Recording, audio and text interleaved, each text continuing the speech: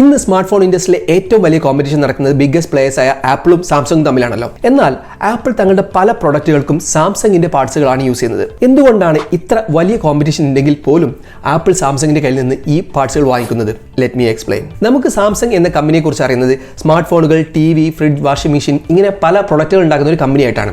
എന്നാൽ ഇതിലുപരിയായിട്ട് ലോകത്തിലെ തന്നെ ഏറ്റവും കൂടുതൽ ഇലക്ട്രോണിക്സ് കമ്പോണന്റുകൾ മാനുഫാക്ചർ ചെയ്യുന്ന കമ്പനികൾ പെട്ട ഒരു കമ്പനിയാണ് Samsung. Memory chips, display, processor, battery ഇങ്ങനെ നിരവധി കമ്പോണന്റുകൾ വളരെ മാസീവായിട്ട് പ്രൊഡ്യൂസ് ചെയ്യുന്ന ഒരു കമ്പനിയാണ് സാംസങ്. അതേസമയം ആപ്പിൾ തങ്ങളുടെ പ്രൊഡക്റ്റുകൾക്ക് ഏറ്റവും ഹൈ ക്വാളിറ്റി കമ്പോണന്റ്സുകളാണ് സെലക്ട് ചെയ്യാറുള്ളത്. തങ്ങൾക്ക് വേണ്ട ഹൈ ക്വാളിറ്റി പാർട്സുകൾ മാനുഫാക്ചർ ചെയ്യാനുള്ള ടെക്നോളജിയോ ഇൻഫ്രാസ്ട്രക്ചറോ ആപ്പിളിന് ഇല്ലാത്തതുകൊണ്ട് മറ്റുള്ള കമ്പനിയെ ആശ്രയിക്കാൻ നിർവാഹമുള്ളൂ. അതുകൊണ്ട് തന്നെ ആപ്പിൾ അവർക്ക് വേണ്ട ചില പാർട്സിന് വേണ്ടി മാർക്കറ്റിലെ റെപ്യൂട്ടേഷനില്ല സാംസങ്ങുമായിട്ടാണ് ടൈപ്പ് ചെയ്തത്. ഇവർ തമ്മിൽ പല ലീഗൽ ബാറ്റിൽസ് ഉണ്ടെങ്കിൽ പോലും വർഷങ്ങളായിട്ട് സാംസങ് ആപ്പിളിന്റെ കമ്പോണന്റ് സപ്ലയർ ആണ്. ഇനി സാംസങ് കൂടാതെ LG, തോഷിബ, ഷാർപ്പ് എന്നീ കമ്പനിയിൽ നിന്നും ആപ്പിൾ കമ്പോണന്റ്സ് വാങ്ങുന്നുണ്ട്. ഒരു കമ്പനിയുടെ ടെക്നോളജി അറിഞ്ഞതുകൊണ്ട് മാത്രം ആ ഒരു കമ്പനിയെ പോലെ ആവാൻ കഴിയില്ല എന്നുള്ളതാണ് ഇതിലൂടെ നമുക്ക് മനസ്സിലാവുന്നത്. നിങ്ങൾ ഇനി അടുത്തൊരു ഫോൺ വാങ്ങുമ്പോൾ അത് സാംസങ് ആണോ ഐഫോൺ ആണോ വാങ്ങുക? കമന്റിൽ അറിയിക്കുക. അതുപോലെ തന്നെ ഇതുപോലുള്ള വീഡിയോകൾക്ക് വേണ്ടി ഫോളോ ചെയ്യാവുന്നതാണ്.